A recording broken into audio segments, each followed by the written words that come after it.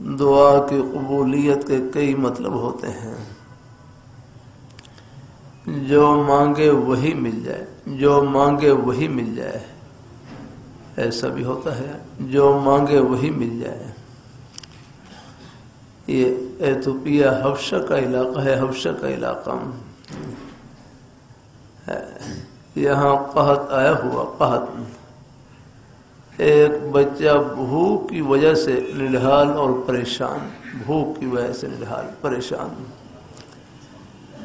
اس نے اللہ پاک کی بارگاہ میں دعا کی کہ یا اللہ میں بھوک کی وجہ سے نڈھال ہوں، سخت پریشان ہوں، کھانے کی حاجت ہے، لیکن کھانے کے بعد بھوک کا ختم ہونا اور پینے کے بعد، پانی پینے کے بعد پیاس کا ختم ہونا یہ آپ کے حکم سے ہوتا ہے.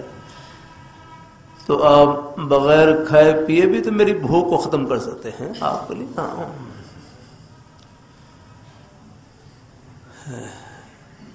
تو اللہ پاک کی بارگاہ میں دعا کی کہ یا اللہ میری بھوک کو بھی ختم فرما دے اور پیاس کو بھی. اللہ تعالیٰ نے دعا قبول فرما لی. اس بچے کی بھوک بھی ختم اور پیاس بھی ختم. یار کرنا بغیر کھائے پیے زندہ. پھر اللہ نے ان کو حرمین شریفین میں پہنچا دیا. شاید حج کے موقع پر